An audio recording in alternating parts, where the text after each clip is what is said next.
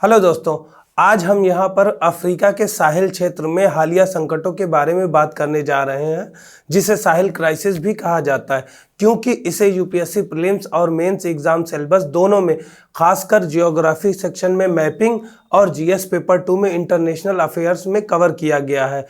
इस टॉपिक के न्यूज़ में रहने की वजह या इसके कॉन्टेक्स्ट की बात करें तो अफ्रीका का साहिल क्षेत्र एक अत्यधिक संसाधन संपन्न क्षेत्र है, लेकिन इसकी आबादी गरीबी, अकाल, राजनीतिक अस्थिरता और युद्ध में लगातार उलझी हुई है। ये इस बात से समझ सकते हैं कि पिछले 2 सालों में नाइजर, गिनी, माली, बुर्किना फासो और चाड में सैन्य तख्तापलट हुए हैं। आपको बता दें कि साहिल क्षेत्र में लोगों की इस दुर्दशा के लिए कई कारक जिम्मेदार हैं, जिसमें वहाँ की कमज़ोर राज्य संस्थाएं, लगातार सैन्य तख्तापलट, जिसमें वहाँ की आर्मी की भूमिका और इसके संसाधनों का बाहरी शक्तियों द्वारा दोहन शामिल है। अब अगर इस क्षेत्र की बात करें तो साहिल पश्चिमी और उत्तर मध्य अफ्रीका का एक ऐसा क्षेत्र है जो सेनेगल से सूडान तक पूर्व की ओर फैला हुआ है और ये उत्तर में शुष्क सहारा रेगिस्तान और दक्षिण में आर्द्र सवाना के बीच एक ट्रांजिशन जोन यानी संक्रमणकालीन क्षेत्र बनाता है। साहिल क्षेत्र के लिए संयुक्त राष्ट्र एकीकृत रणनीति यानी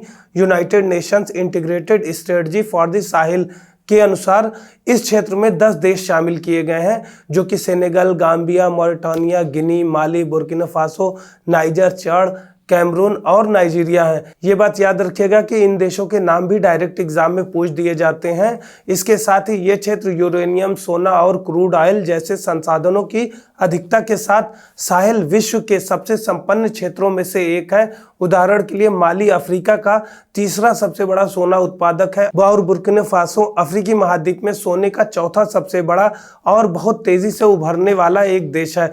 और इसके साथ ही नाइजर विश्व के लिए यूरेनियम का एक प्रमुख स्रोत बना हुआ है। अब राजनीतिक दृष्टिकोण से अगर साहिल क्षेत्र में लगातार सैन्य तख्तापलट के पीछे के कारकों को देखें तो हाल के वर्षों में माली में 2020-21 में, नाइजर में 2023 में, बुर्किना फासो में 2022 में, गिनी में 2021 में और चाड में भी 2021 में सैन्य तख्तापलट हुए थे।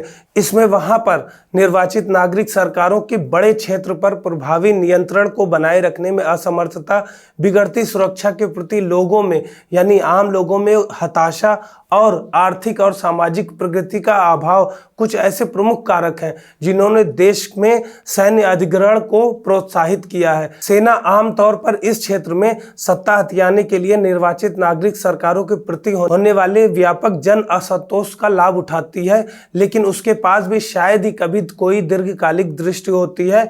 इसीलिए ये क्षेत्र अस्थिर रहता है और ऐसे में वैश्विक शक्तियों के बीच संसाधनों को लेकर भी एक प्रतिद्वंद्विता बढ़ती है, जिससे राजनीतिक अस्थिरता ज्यादा समय तक बनी रहती है। अब इस क्षेत्र में चल रहे सामाजिक आर्थिक विकास के लिए संघर्ष को देखें तो मानव विकास सूचकांक के मामले में इस क्षेत्र के देश निचले 10 देशों में हैं।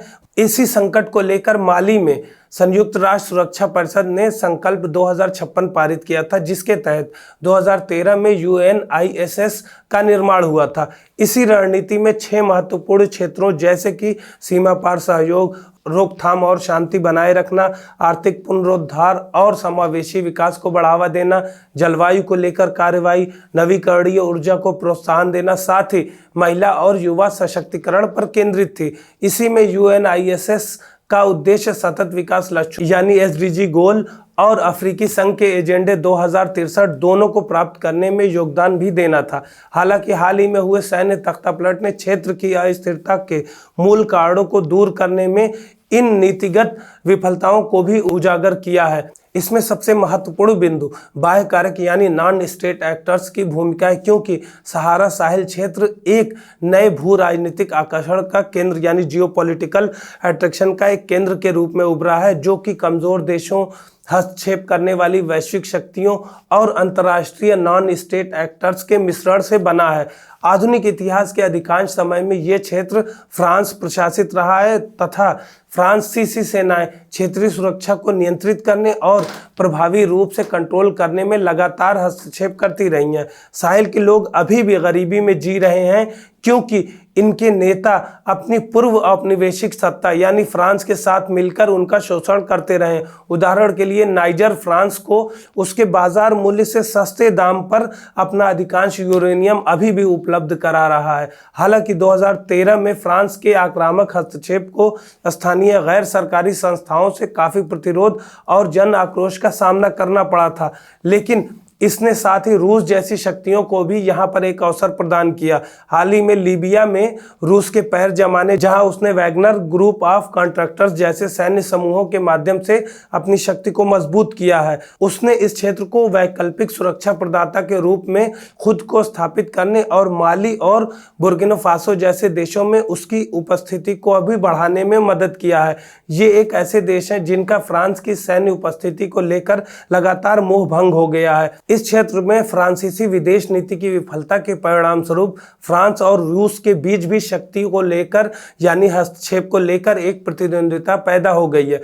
लीबिया में नाटो के हस्तक्षेप से ट्रांस सहारा आतंकवाद और अपराध में भी वृद्धि हुई है, जिससे नई सुरक्षा संबंधी चुनौतियां पैदा हुई हैं। नाटो की इस विफलता ने रूस को ऐसे क्षेत्र में इस कमी को पूरा करने के लिए एक अवसर प्रदान कर दिया है। अब अगर साहिल क्षेत्र की उथल पुथल और इस क्षेत्र में भारत की भूमिका को देखें तो सुरक्षा पर केंद्रित अंतर्राष्ट्रीय निकायों पर इस क्षेत्र की निर्भरता साहिल क्षेत्र में हिंसा, गरीबी और राजनीतिक अस्थिरता के मूल कारणों को संबोधित करने में विफलता सामने आई है। विशेष रूप से फ्रांसीसी प्रयासों की विफलता, जो कि मुख्य रूप से सैनिकरण के माध्यम से मुकाबला करने और अफ्रीका में प्रमुख नॉन स्टेट एक्टर्स की अपनी उपस्थिति बनाए रखने पर केंद्रित थी, जो उसके लिए लगातार हानिकारक रही है। अंतर्राष्ट्रीय समुदाय की भूमिका को ऐसे स्वार्थी संसाधन निष्कर्षण और सुरक्षा या सैन्य उद्देश्यों को प्राथमिकता देने के बजाय राज्य संस्थाओं को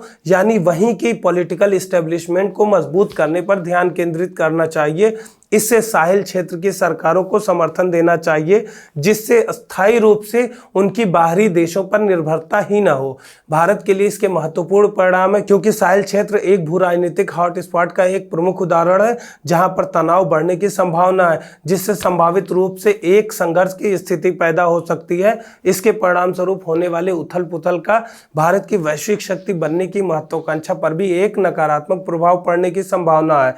इसके अलावा भारत साहिल और उसके आसपास के क्षेत्रों से तेल, गैस, यूरेनियम जैसे महत्वपूर्ण संसाधनों पर भी निर्भर है।